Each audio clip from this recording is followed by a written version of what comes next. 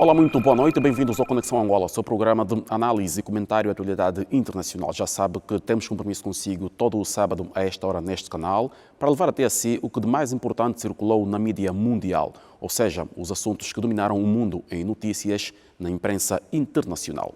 Assim é que vamos então fazer a nossa conexão aos nossos habituais comentadores que a partir de outros pontos do globo trazem aqui o seu saber para nos ajudarem a perceber os fenómenos que dominam o mundo em notícias. Passo já a apresentar os convidados desta noite, nomeadamente que são o professor Matias Pires, que nos fala a partir de outro ponto de Luanda. Professor, muito boa noite, bem-vindo a mais uma conexão. Boa noite, David. Boa noite, telespectadores. Boa noite, Wellington. Justamente o Wellington Calazans fala-nos também a partir da Europa, mais propriamente a partir da Suécia, está em Estocolmo. Wellington, boa noite, bem-vindo a mais uma conexão. Boa noite, David. Boa noite ao professor Matias aqui no painel e a você assistindo a televisão pública de Angola.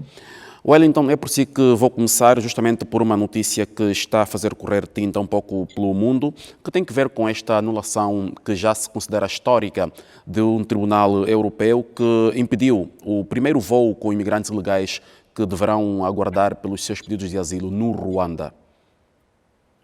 Olha, David, se formos comentar o cancelamento do voo apenas, nós corremos o risco do abandono à crítica ao que há de pior nisso tudo, que é o completo desrespeito aos direitos humanos. Quando uma pessoa busca um país com o pedido de asilo, ela o faz em desespero. E se são tratadas como animais, isso passa a ser realmente uma violação dos direitos humanos. Nesse caso específico, é difícil saber quem é o mais desumano. Nesse caso aí, o Reino Unido, que trata pessoas em desespero como mercadorias, os ruandeses, que recebem essas pessoas como quem faz um bom negócio, ou a justiça, que anuncia que não vê nada ilegal e que é preciso burocráticas para que esse plano possa ser executado. Então, tudo isso é grave, David, porque quando pessoas estão em desespero, elas merecem guarida, e é isso que está faltando nesse caso. Wellington, isto também acaba por mostrar aqui uma certa contradição, sendo que o primeiro pedido de algumas dessas pessoas que fizeram recurso foi para que não fossem enviadas para o Ruanda. Portanto, o Tribunal Britânico autorizou. Portanto, disse que não havia qualquer ilegalidade ou irregularidade neste processo, mas que depois esse processo chegou às instâncias de justiça europeias e temos então este cancelamento do voo. Mas o que se sabe é que isto deverá mesmo acontecer a qualquer momento. Exatamente, deverá acontecer a qualquer momento, e esse atraso, vamos chamar assim, é porque como houve esse apelo da justiça europeia, outros advogados fizeram pedidos para todos os casos que estavam pendentes, e isso produziu, um certo retardo para que todos estivessem devidamente autorizados pela justiça para que pudessem ser extraditados não, nesse caso, deportados. Wellington, usando as suas palavras, o Ruanda está na condição de alguém que fez um bom negócio. Muitas vozes críticas, inclusive mesmo no próprio Ruanda e alguns analistas africanos, vão questionando os meandros deste acordo, pois pouco se sabe. Sabe-se apenas que por pessoa que for enviada para o Ruanda vai receber uma quantia em dinheiro, justamente para criar condições de albergue para estas pessoas enquanto esperam pela autorização dos seus asilos. É isso, um negócio virou uma espécie de turismo dos desesperados, e não só os países africanos estão envergonhados com isso, como todas as pessoas em todo o planeta que respeitam os princípios dos direitos humanos. E quando seres humanos são tratados dessa maneira, é impossível não lembrarmos do período da escravatura, não é? E, nesse caso, é tão perverso quanto, porque é um caminho de volta, já que naquela oportunidade histórica a grande maioria saiu do continente africano para outras partes do planeta, só que agora esse tipo de deportação, ela não deixa de ser também uma punição a pessoas que buscaram guarida em outros países fora do continente africano, que podem se sentir inseguras e, de uma certa forma, estarão inseguras. Não porque o continente africano não ofereça condição, não é isso. Wellington, Mas uma das condições que as pessoas alegam para um pedido de asilo é justamente, sobretudo, por questões de melhor saúde, mas sobretudo de segurança, pelo que estas pessoas não podem ser deportadas para os seus países de origem. E sabemos que muitas destas pessoas nesta condição são, sobretudo, vindas da Ásia e do Médio Oriente. Exatamente, David. Não precisa nem voltar para o próprio país. Somente estar na região já constitui algo muito grave, não é? Tem sido assim historicamente. E por isso a minha preocupação como uma pessoa que está atenta a esses movimentos dos direitos humanos e que tem acompanhado, nós comentamos aqui algumas vezes esse episódio específico da relação entre Reino Unido e Ruanda, e praticamente todo o painel foi unânime na crítica em relação a esse procedimento. Então, eu mantenho aqui a crítica e considero extremamente grave tudo isso que está acontecendo. Vamos ouvir também a opinião do professor Matias Pires. Professor, o Wellington falou aqui de uma questão das lideranças africanas sentirem-se algo envergonhados. Que posição a África devia assumir numa situação destas, que tem um país membro seu, portanto aqui refiro-me à União Africana, a fazer esse tipo de operação com um país europeu, e sabe-se claramente que estas pessoas não querem ir para o Ruanda porque pouco ou nada conhecem do Ruanda e não sabem em que condição estarão no Ruanda enquanto aguardam pela sua autorização ou não de asilo. Bom, David, eu não ouvi a parte final da pergunta, penso que por problema técnico, mas eu tenho uma posição que é clara, e já expressei aqui na Conexão Angola. Porque em pleno século XXI não podemos aceitar que pessoas sejam tratadas como mercadoria e que o Ruanda seja transformado em lixeira humana. Portanto, se eles são ilegais no Reino Unido, se Luão também no Ruanda, e, portanto, não podemos aceitar que as pessoas sejam tratadas desta maneira. É muito curioso notar esse tipo de violações graves de direitos humanos em países com uma longa tradição no que se refere aos direitos e liberdades e garantias dos cidadãos.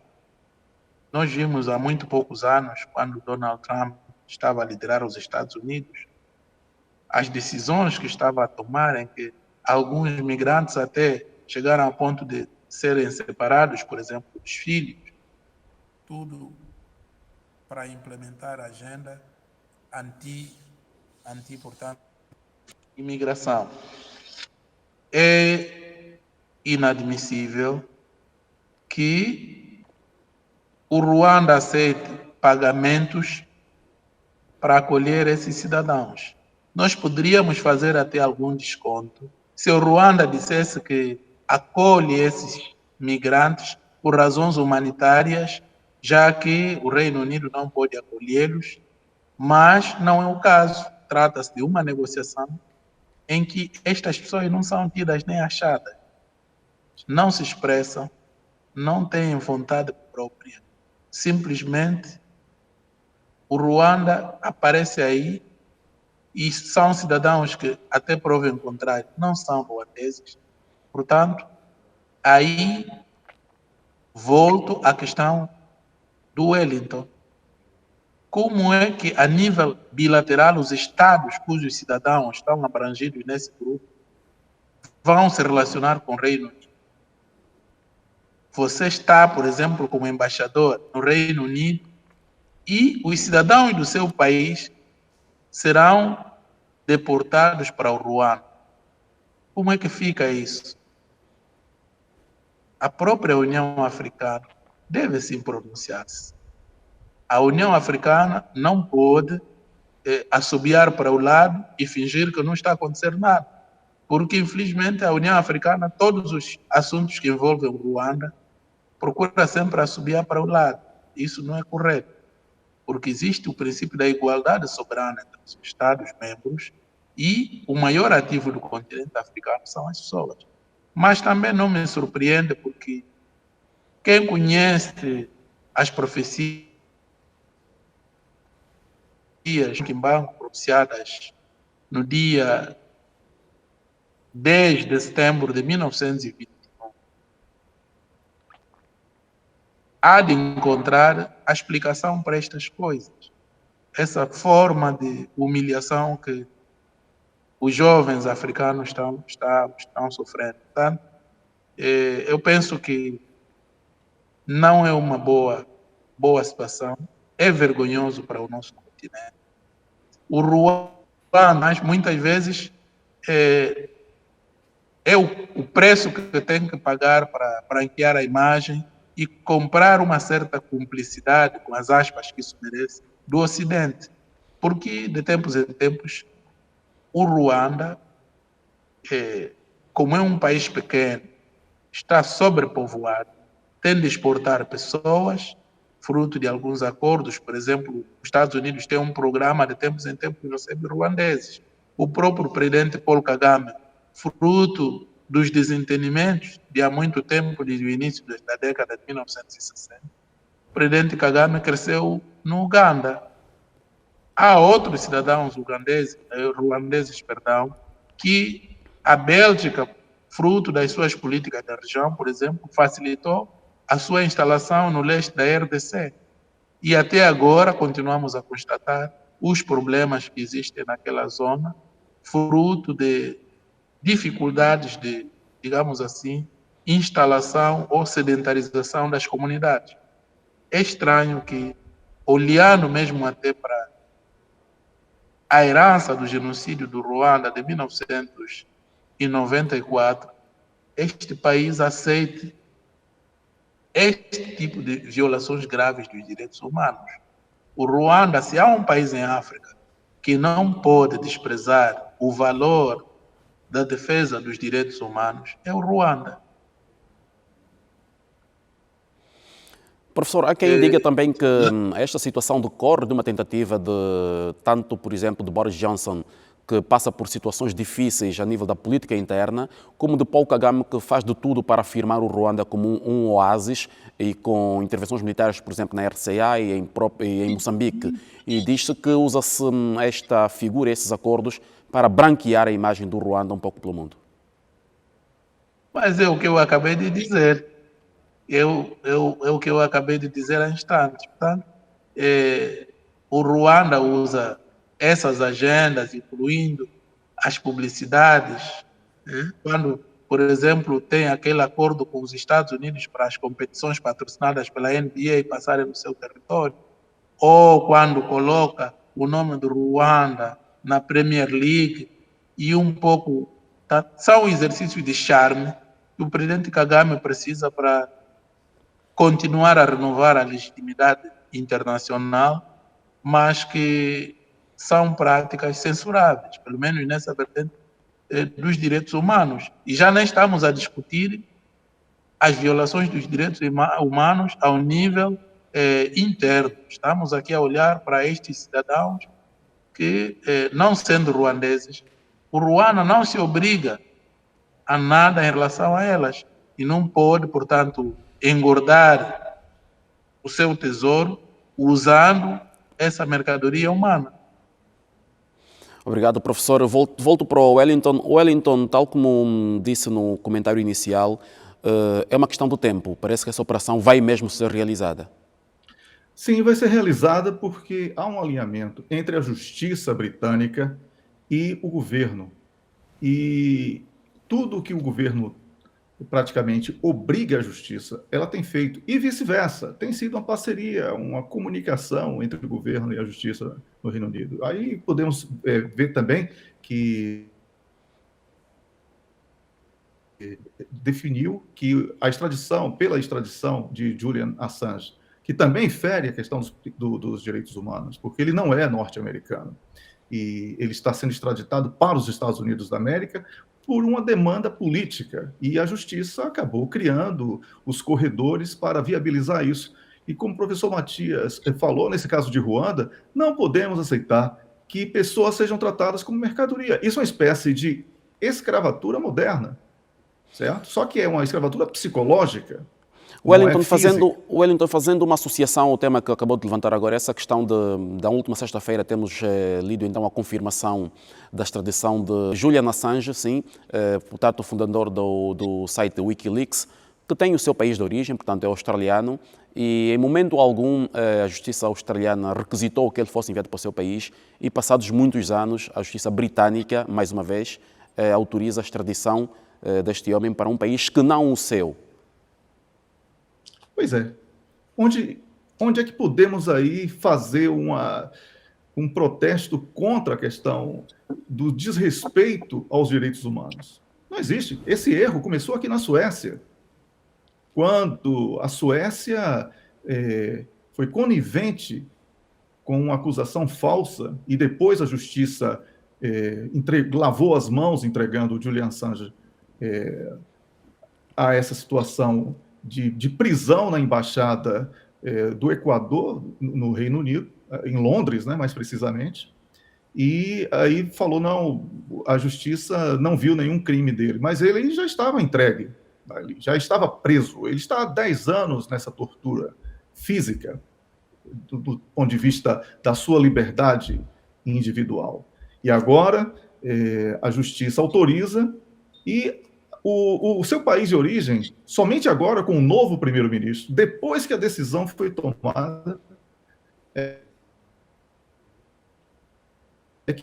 que disse que iria muito, que se Julian Assange botar os pés dele nos Estados Unidos da América, ele sai lá com vida. Essa é a percepção que eu tenho, o meu lamento profundo, porque o grande crime dele foi expor os crimes dos Estados Unidos da América e dos países alinhados em operações de guerra. Professor Matias Pires, é consigo que vamos continuar.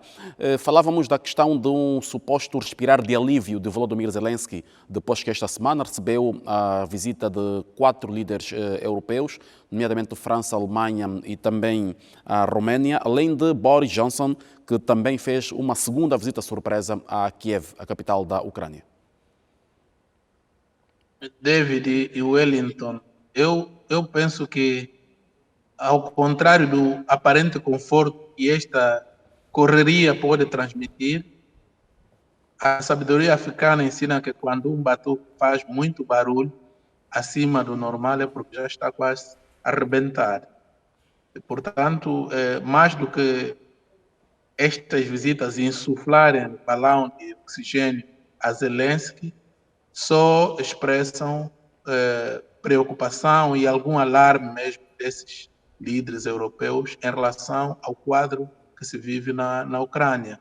Porque em condições normais era expectável que, por exemplo, Macron permanecesse em França, dado o momento em que o país vive de eleições ou viveu de eleições legislativas, porque não é líquido que Macron obtenha maioria para ter um parlamento que seja favorável.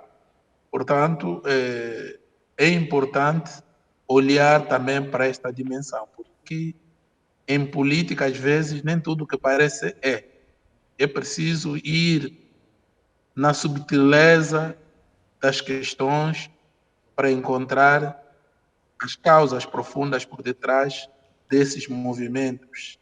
Não creio que estas pessoas tenham ido só para bater palmadinhas às costas de Zelensky, mas justamente para procurarem expressar preocupação porque a situação econômica no espaço europeu continua a agudizar-se, uma inflação ou um gráfico sempre a subir, os combustíveis começam a escassear e a subir, e quando terminar o verão, a demanda pelo gás será maior, por causa das condições climatéricas naturais da Europa. Portanto, eu penso que este é um grande desafio para os Estados europeus. A outra pergunta que temos que nos fazer é: que ganhos é que a Europa obteve desde que, a 24 de fevereiro, começou essa intervenção russa na Ucrânia? A resposta, até prova em contrário, é negativa. Não há ganhos que se possam assinalar, a não ser, se quisermos, o endividamento da Ucrânia, que, apesar dos esforços que faz para defender a soberania, o elevado endividamento é ele próprio também um indicador de perda de soberania. Porque depois, como a mão que dá está sempre sobre a mão que recebe, isto vai condicionar o futuro da Ucrânia. O inverso, se quisermos nos questionar sobre os prejuízos, eles estão à vista de todos. Apesar da rapidez com que se vão multiplicando as sanções contra a Rússia, e esta esta repetição de ciclos de sanções ou pacotes só confirma de que cada tipo de sanção que tem sido infligida contra a Rússia não tem surtido os efeitos desejados.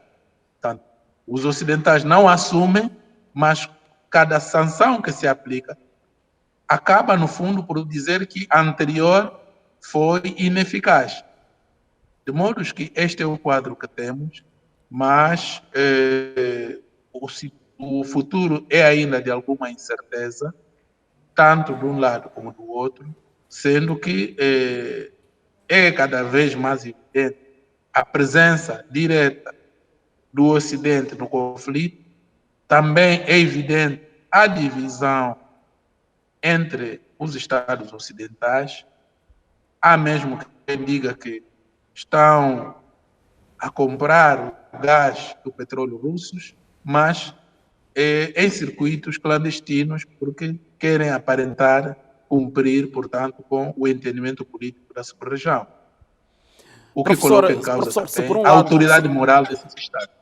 Professor, se por um lado se considerou que a Rússia tivesse subestimado as condições de resistência da Ucrânia, pode-se também hoje considerar que a União Europeia e a NATO também terão subestimado a capacidade da Rússia levar a cabo esta intervenção?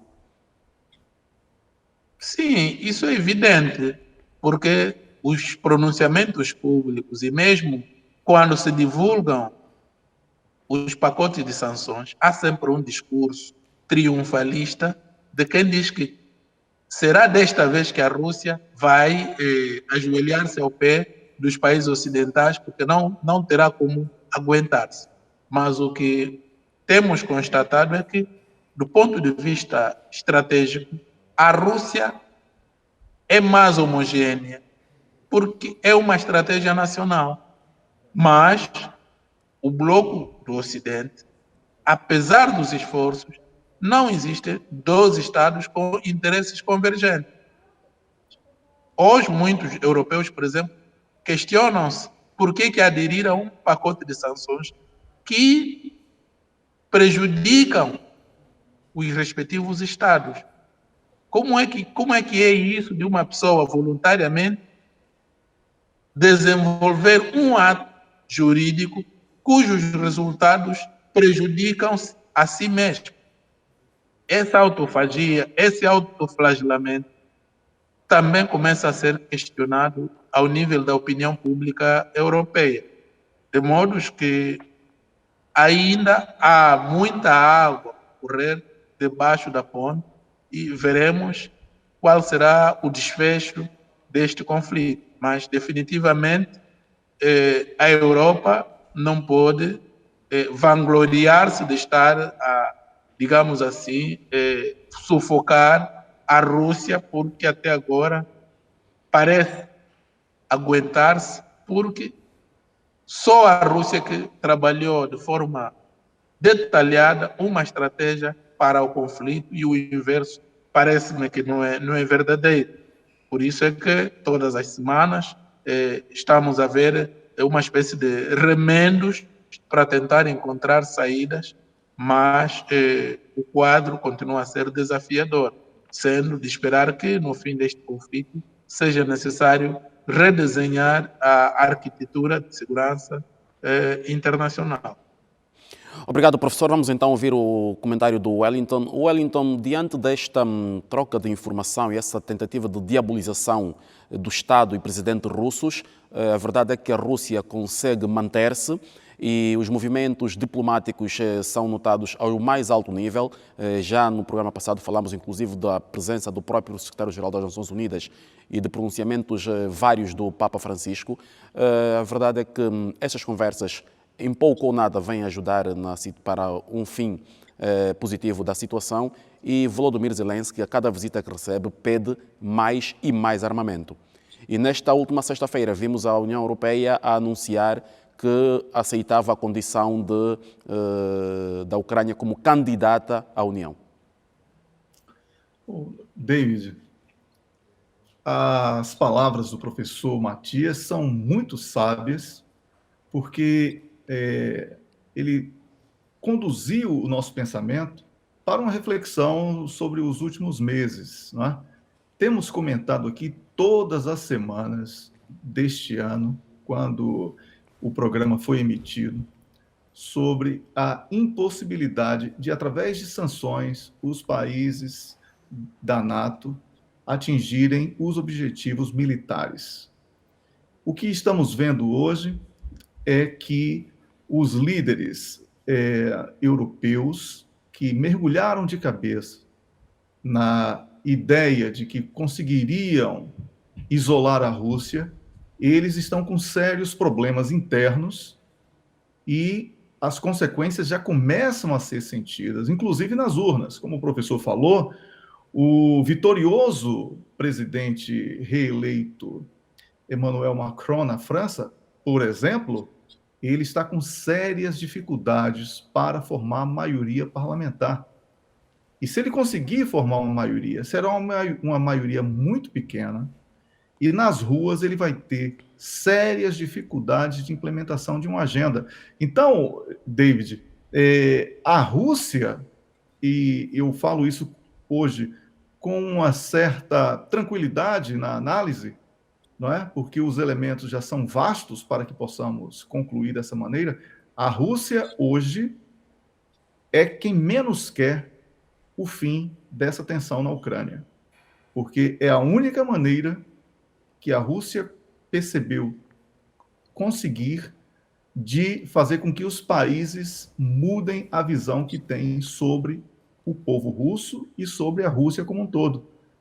E essa queda de braço, ela vai ser sentida possivelmente nas revoltas dos povos europeus e de outros países ligados à NATO, que irão provocar quedas de governo, o que eu chamaria de uma primavera inversa, como aconteceram as primaveras, né, que foram motivadas, sabemos como e por quem, elas poderão acontecer com esses países que tentaram, através de sanções aplicadas sem nenhum resultado, com efeito bumerangue visível, esses países agora vão colher esses frutos, que são os frutos reversos. Aquilo que tentaram aplicar contra a Rússia passa a ser sentido dentro dos seus respectivos países. Então, por exemplo, a visita de França, Alemanha e Itália ao Volodymyr Zelensky,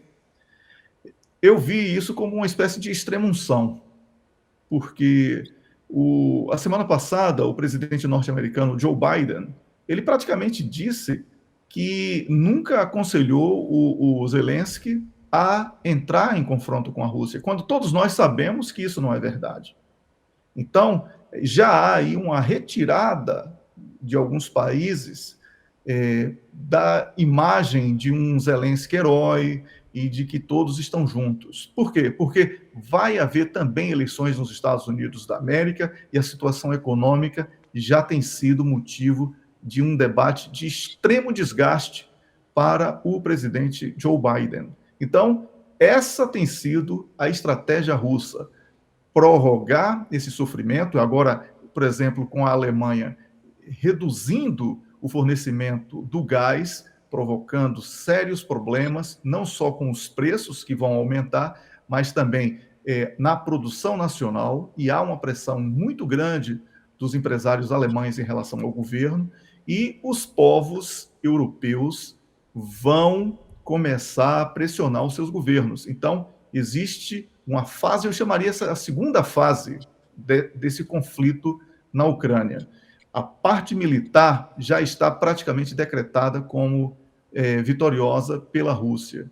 Ela agora só reduziu o ritmo e está mantendo as suas conquistas. As armas prometidas não chegaram. Segundo informações da imprensa ocidental, 10% apenas chegaram à Ucrânia, mesmo assim foram destruídas antes mesmo da distribuição.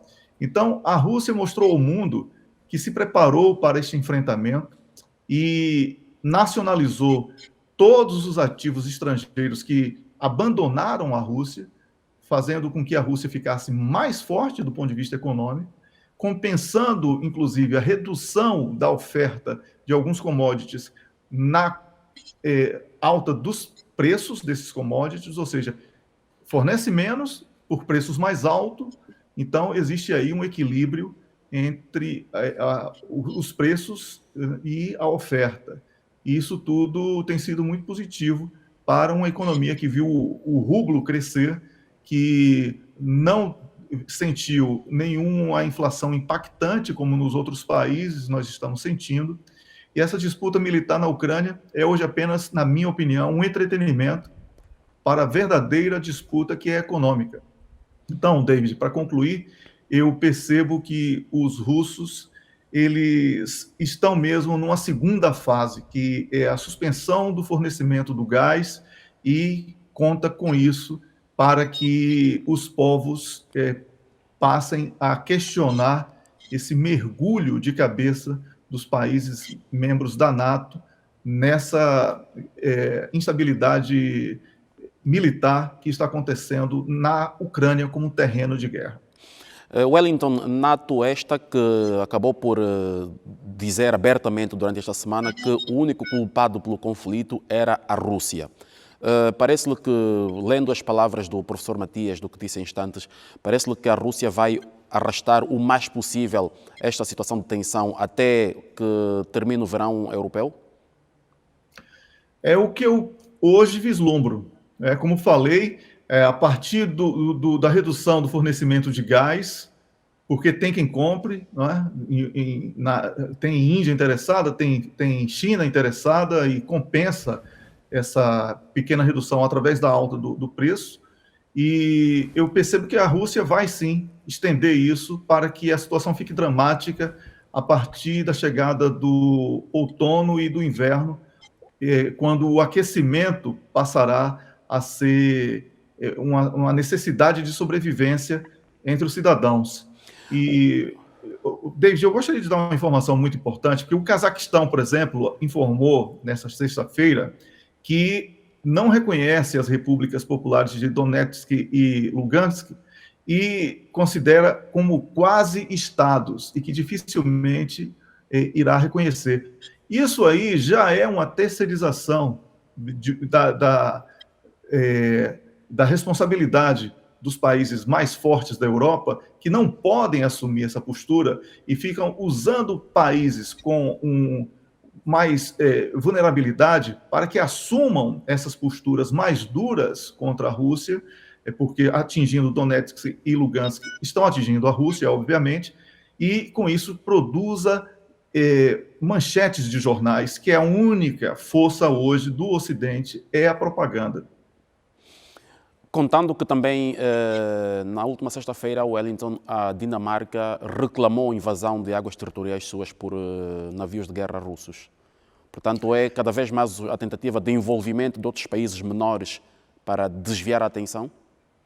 Exatamente, de produzir material para manchar a imagem da Rússia, porque vai ser difícil para os países ocidentais a informação aos seus respectivos povos de que eles foram derrotados.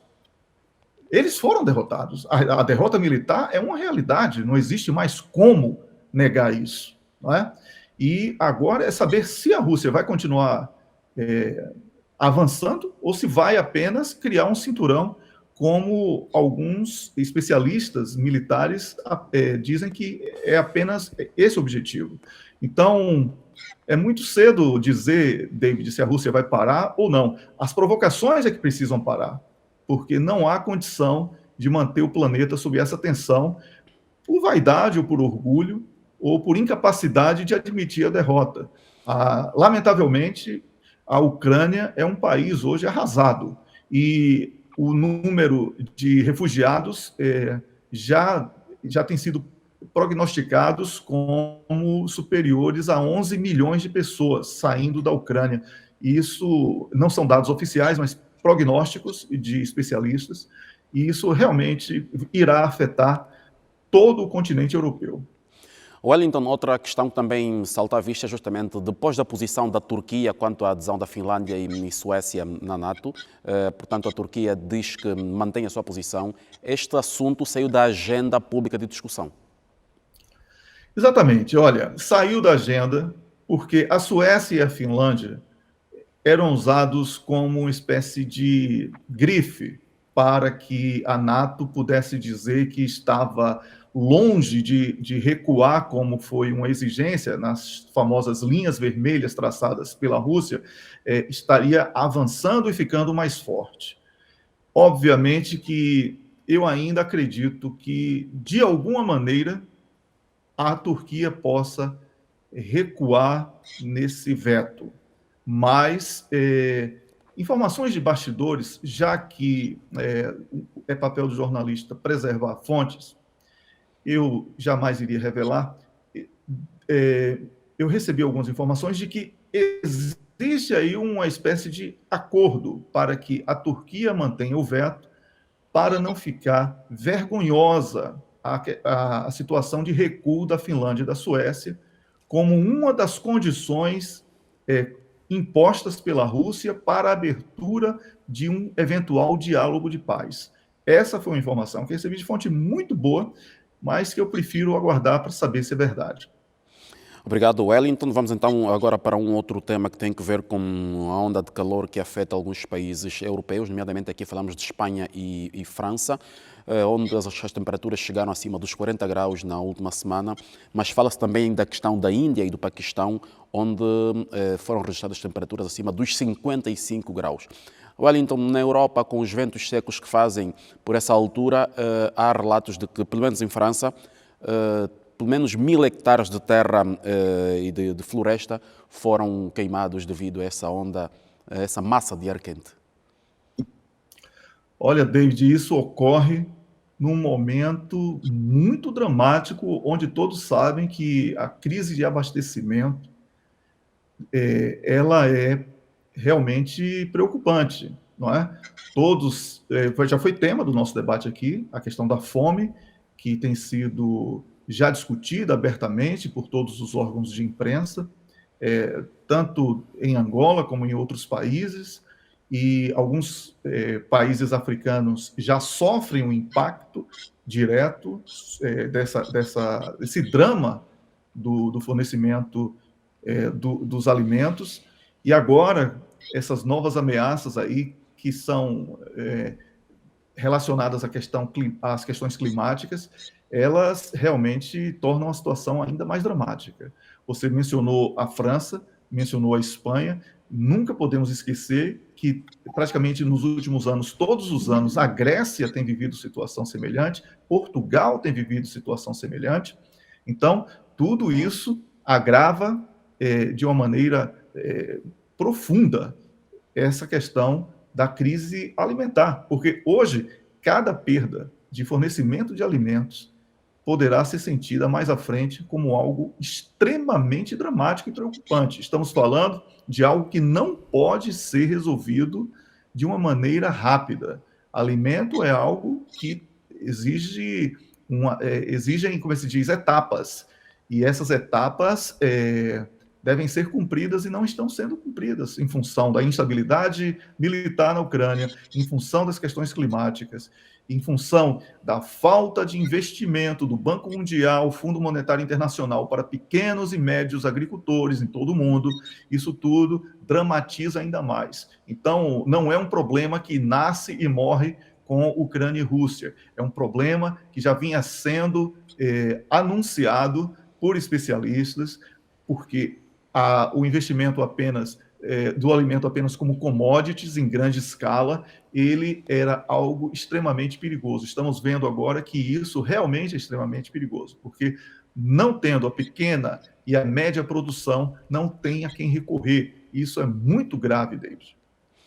Vamos ouvir a opinião do professor Matias. Professor, a União Africana, muito recentemente, teve um debate sobre questões ambientais, portanto, foi em Dakar, no Senegal, se não estou em erro. Este assunto continua a dominar a agenda internacional, nas próprias Nações Unidas e todos os outros organismos internacionais. As próprias cimeiras do clima, que são realizadas um pouco, agora quase que mensalmente, ou de forma sazonal, mas muito próximas. E tivemos também na sexta-feira o pronunciamento do próprio secretário-geral das Nações Unidas a chamar a atenção para um futuro sem seca. Ou seja, o presidente João Lourenço foi elogiado pelos seus pares africanos pelo projeto que implementou para o combate da seca na região sul do país. Portanto, aqui falamos do canal do Cafo, e o que se pede hoje é que vários canais do Cafo sejam replicados um pouco por todo o mundo. Guterres lembra que é possível sim um futuro sem seca e que cada $1 investido no combate à seca poderão se transformar em $30 no futuro muito próximo. Bom, deixa-me dizer, David, que essa referência positiva ao trabalho feito pelo executivo angolano no canal do Cafo já vem de algum tempo para cá.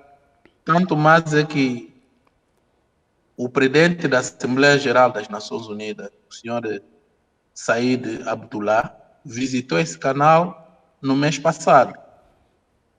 E também houve uma delegação da Cruz Vermelha que visitou também, a Cruz Vermelha Internacional.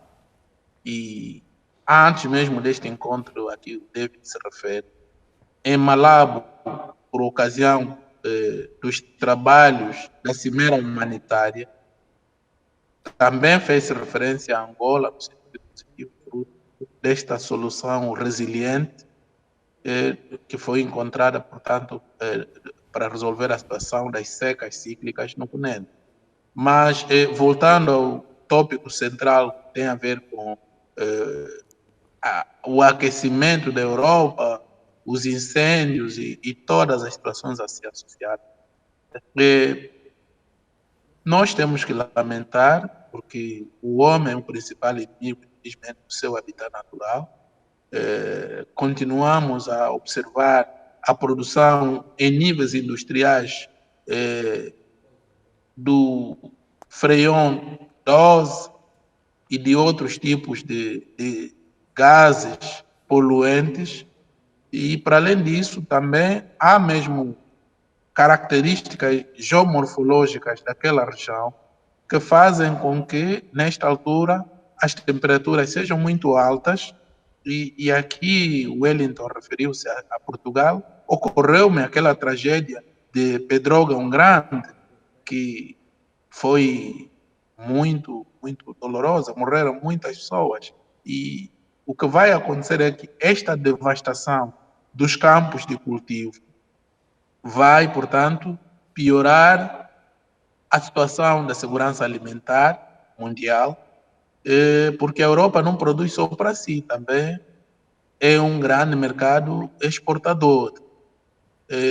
Outra nota que se associa um pouco ao tema relativo ao conflito da Ucrânia, para além da dificuldade que há em produzir cereais na Ucrânia, fruto desse conflito, também o combate contra esses incêndios, para além do trabalho já feito de prevenção, de preparação das florestas para evitar incêndios, mas nesta fase há maior mobilização dos bombeiros na Europa. E o trabalho dos bombeiros, de uma maneira geral, está associado também a níveis consideráveis de consumo de energia. É preciso movimentar helicópteros, é preciso movimentar carros, essa logística toda, que é como se fosse uma guerra contra esse fenômeno natural, vai também, de alguma forma, ter reflexo nos níveis de consumo de combustíveis, que espero não vir a agravar ainda mais os preços do petróleo no mercado europeu. Uma outra questão que é preciso também ter em conta, regra geral, quando se verifica esse período de temperaturas muito altas, depois há a tendência de surgirem também inundações. Muitas vezes ocorre, no ano passado, salvo erro, tivemos essa situação na Alemanha e nos Países Baixos. Portanto, é um fenômeno natural que temos que lamentar, mas os Estados europeus têm capacidade bastante para procurarem mecanismos de mitigação destes desastres naturais. Muito obrigado, professor. Vamos voltar ao Wellington. O Wellington do Brasil chegou-nos uma notícia triste que quase que abalou o mundo, numa fase em que já estava a ganhar corpo e um aquecimento o debate político no Brasil por causa das eleições deste ano. Surgiu então nas notícias o desaparecimento de um jornalista britânico que já vivia no Brasil há algum tempo, portanto Don Phillips, ele e um guia que é um ativista também da proteção da natureza, acabaram por algum tempo depois ser encontrados mortos, portanto com sinais de terem sido assassinados. Olha, David, nós estamos diante aí de mais um caso policial que foi alçado à condição de interesse internacional.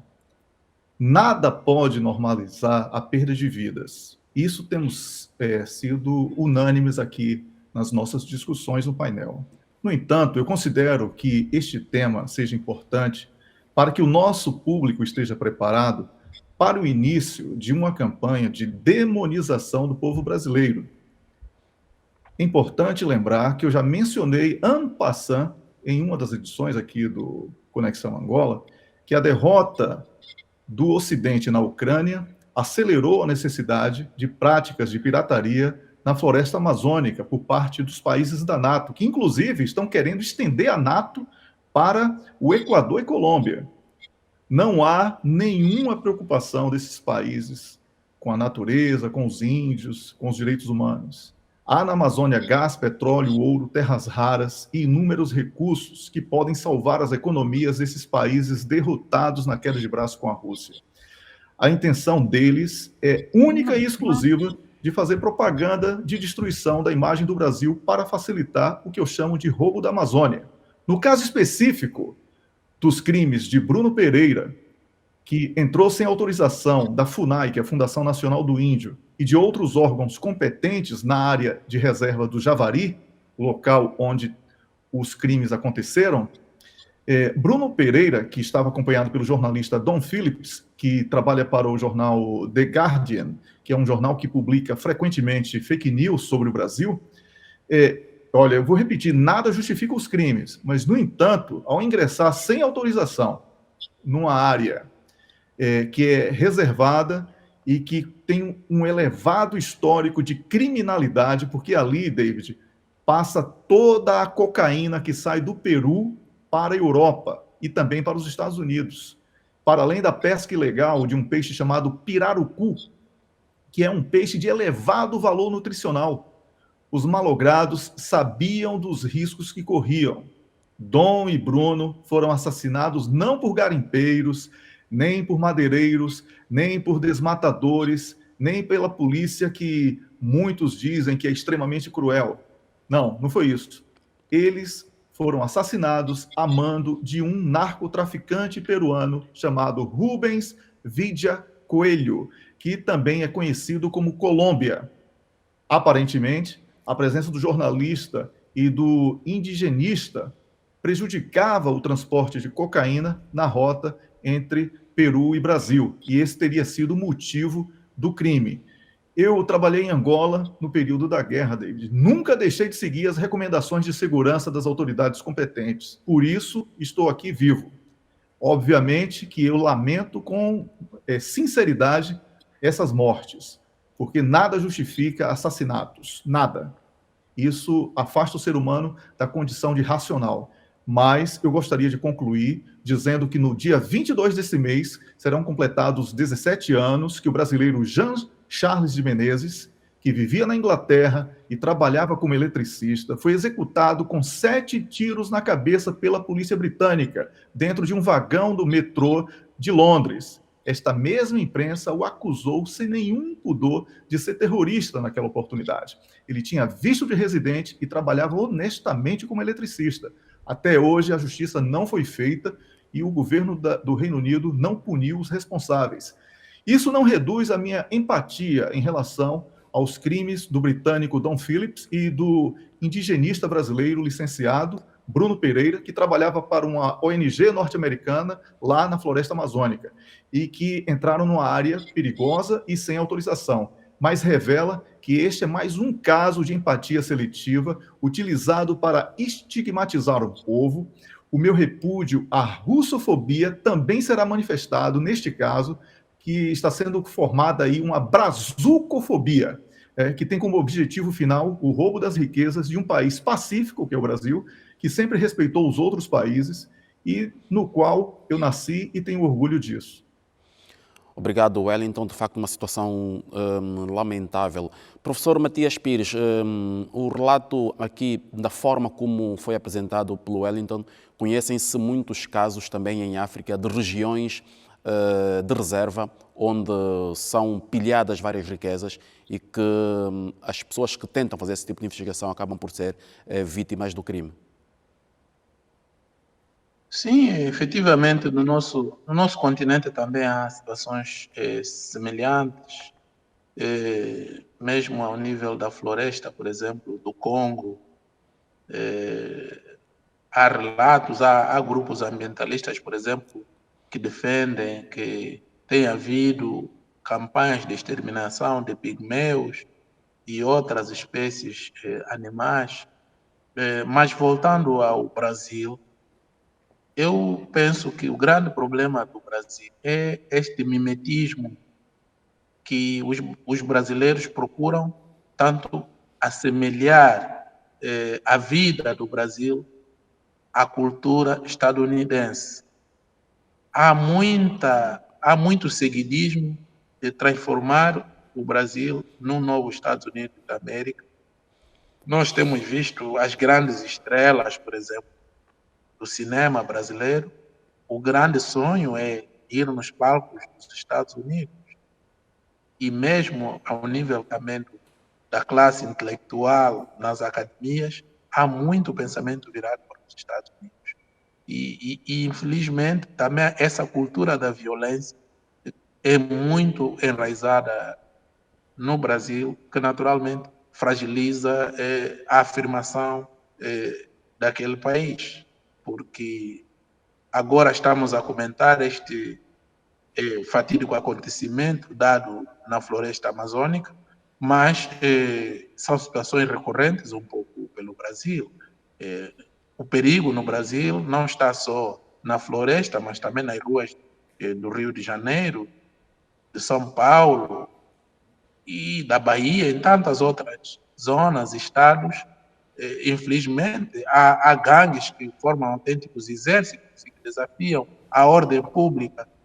Eu, não podendo fazer um comentário exaustivo, como o Wellington, dever de cidadania domina a questão, eu penso que o grande problema do Brasil, o grande handicap do Brasil é este, de ser um dos países mais inseguros do mundo. Portanto, se há grandes conquistas que o Brasil já conseguiu, há que fazer também um grande esforço, até por ser um país de grande destino de turistas, deve investir também nesse lado de garantir segurança e estabilidade das pessoas que visitam aquele país, não importam as razões. Quem for por motivos ilegais, a justiça deve funcionar para fazer cumprir a lei, os órgãos de polícia, e não acontecerem tragédias como esta que nós estamos a comentar. Wellington, o facto de se tratar de um cidadão estrangeiro, embora vivesse e trabalhasse no Brasil já há mais de 15 anos, o Wellington falou aqui do jornal em que John Phillips trabalhava, que era o The Guardian, mas também já trabalhou para o The New York Times e também para o Financial Times. O facto de se tratar de um cidadão europeu estrangeiro é que terá feito essa repercussão um pouco pelo mundo? Contando com os outros crimes do género que acontecem um bocado pelo Brasil. Também, mas não apenas. É porque aconteceu na floresta amazônica. Se fosse no Rio de Janeiro ou São Paulo, seria apenas mais um crime. A questão agora é tentar colocar a floresta amazônica como algo que o brasileiro não pode cuidar, que não pode oferecer a segurança. Essa é a meta. Esse é o objetivo. O roubo, a pirataria das riquezas da floresta amazônica. É esse o grande projeto que não pode mais ser escondido. Obrigado, Wellington. Voltamos ao professor Matias. Professor, vamos agora olhar para uma situação que tem que ver aqui com Moçambique. Moçambique está numa situação de expectativa política sobre o futuro de Filipe Jacinto Nyusi. Esta semana voltaram a surgir rumores de que o atual líder moçambicano tem tentado fazer corredores a ver se consegue concorrer a um terceiro mandato, mas o que passaria primeiro por um acerto dentro do seu partido, para depois fazer passar uma alteração da Constituição a nível do Parlamento e depois então ver um caminho à frente para efetivar esta possível pretensão. David, efetivamente esses rumores são recorrentes nos últimos tempos, mas eu não acredito que isso se efetive.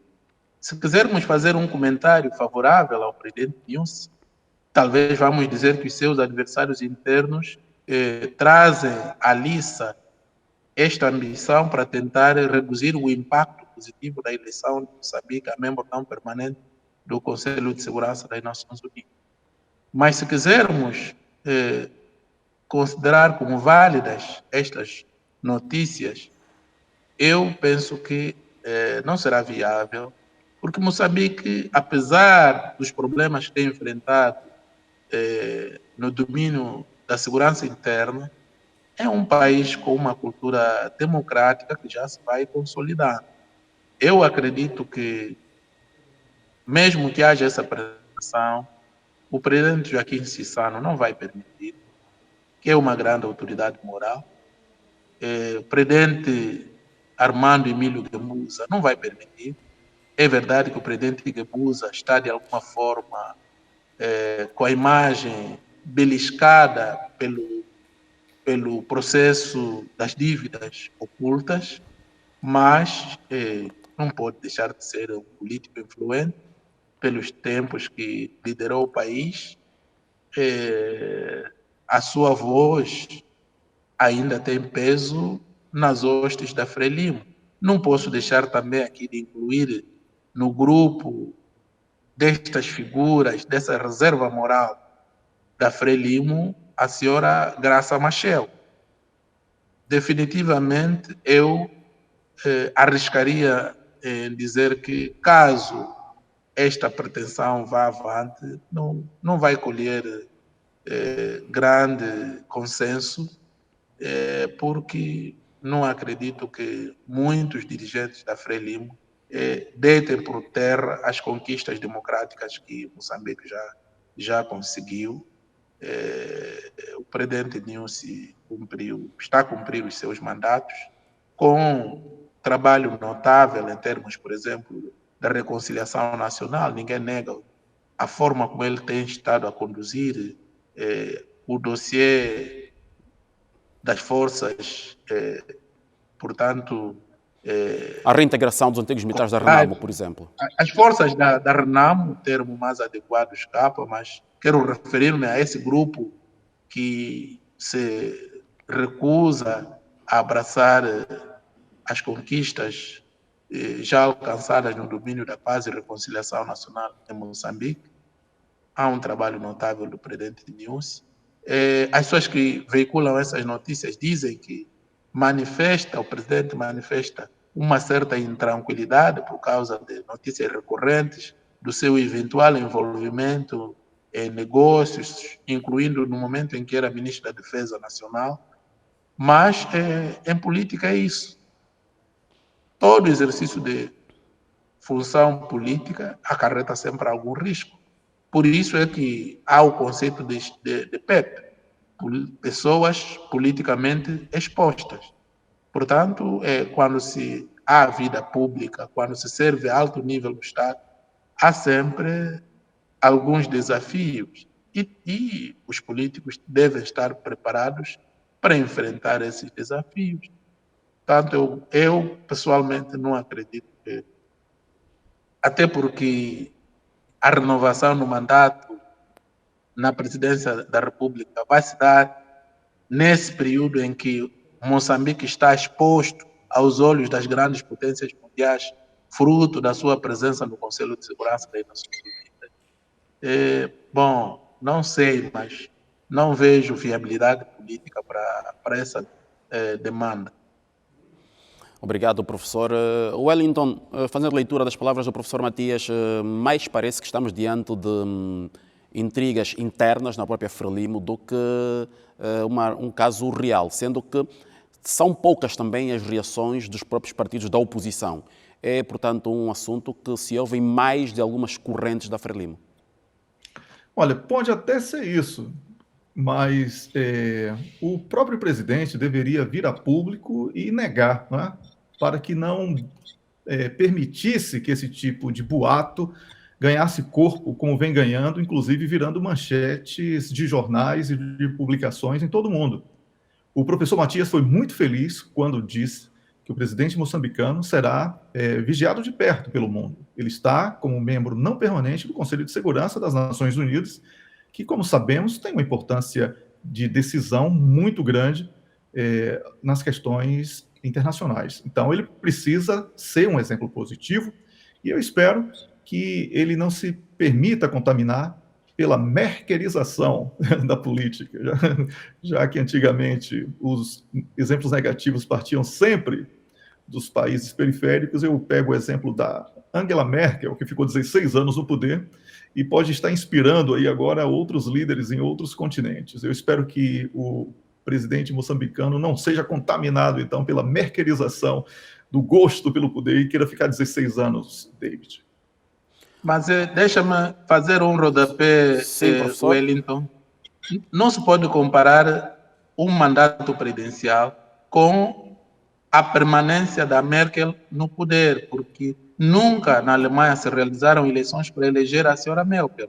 Portanto, uma coisa é eleger o partido na eleição legislativa e, por inerência da condição de líder, dirigir o governo. A outra coisa que é completamente diferente é ser nominalmente eleito presidente da República e cumprir o mandato. Professor, eu peço a palavra de volta apenas para dizer que eu fiz em tom de brincadeira e também considero que a própria Angela... Então, que a própria Angela Merkel, eu acredito que a própria Angela Merkel deveria se recusar a ficar tanto tempo no poder para evitar que ela virasse esse tipo de referência. Mas sei que são sistemas de governos extremamente diferentes. Um é parlamentar e o outro é presidencialista. Então, inclusive, no caso de Moçambique, teria que alterar as leis para que pudesse ser autorizado um terceiro mandato. Obrigado, Wellington. Obrigado, professor Matias. Wellington, agora na resta final da nossa conversa aqui, vou pedir que nos deixe as suas notas positivas e negativas da semana. Olha, David, eu vou começar com duas negativas muito rápidas, porque elas são bastante parecidas. A situação de Julian Assange de ser extraditado para os Estados Unidos é motivo de lamento profundo, como eu falei já em outras edições e hoje também no programa. O crime de Julian Assange foi ter apresentado a verdade e isso realmente é digno de lamento, da minha parte especialmente. A outra questão de Ruanda, espero que a justiça britânica ela não suspenda apenas temporariamente a extradição de pessoas, ou melhor, a transferência a expulsão de pessoas, né, vamos chamar assim, que não é uma questão de extraditar, que são requerentes de asilo. Transferir para outro. Exatamente.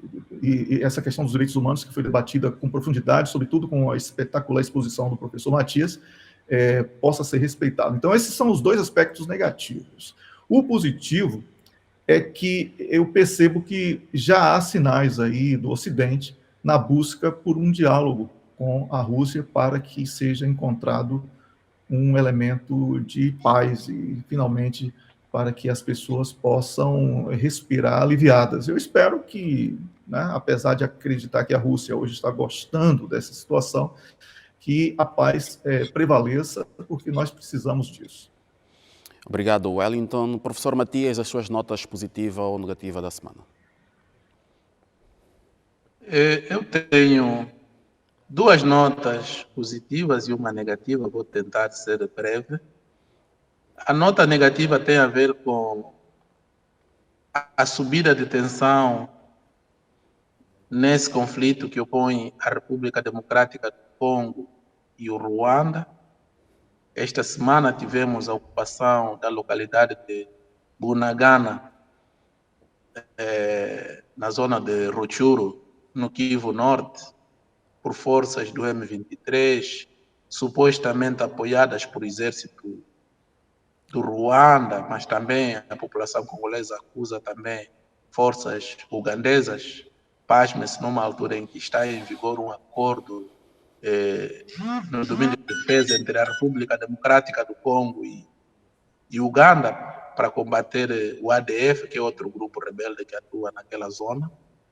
Este é o negativo da semana, na medida em que este agravamento da situação ocorre numa altura em que a União Africana mandatou o presidente João Lourenço, na sua qualidade de campeão para as questões de paz e reconciliação em África, e também presidente em exercício da Conferência Internacional da região dos Grandes Lagos, poder mediar a reaproximação entre esses dois estados. Na sequência, o presidente Tshisekedi esteve em Luanda e soltou-se, tanto a pedido de Angola, os militares ruandeses capturados em solo congolês, mas infelizmente tivemos esses desenvolvimentos. Entretanto, por vocação, Angola vai continuar a trabalhar para devolver, digamos assim, alguma paz e estabilidade, pelo menos o clima de diálogo que possa viabilizar a contínua negociação entre as partes desafiantes. As notas positivas. A primeira tem a ver com uma organização australiana que publicou um relatório do Índice de Percepção da Paz no Espaço CPLP e, segundo esta organização australiana, Angola subiu 14 degraus. É uma boa notícia porque isto estimula os investidores, porque quando há paz e estabilidade, gera um bom clima de negócios, um bom ambiente de negócios. E, sobretudo, numa altura em que nós nos encaminhamos para as eleições, dizer que Angola é um país em paz, um país seguro para se investir, uma paz plena que se consolida há 20 anos consecutivos, um país que realiza a Bienal de Luanda para a cultura de paz, um país que tem um presidente que é campeão da União Africana para a Paz e Reconciliação, um país que trabalha na agenda para a estabilização do continente. Este relatório associa-se a esta dinâmica toda, no momento em que temos também as liberdades individuais salvaguardadas e o país abre-se ao mundo rumo à atração do investimento direto estrangeiro e também de turistas. Não tenho memória da vasta lista de países cujos cidadãos podem entrar em Angola sem precisar, portanto, o visto. Isso tudo conta em termos do índice de percepção da paz. A outra nota positiva, vai ser muito breve, tem a ver com o voo feito a título experimental no novo aeroporto internacional de Luanda, aeroporto batizado com o nome do fundador da nação, presidente Antônio Agostinho Neto. Portanto, temos aqui a associação de duas coisas importantes.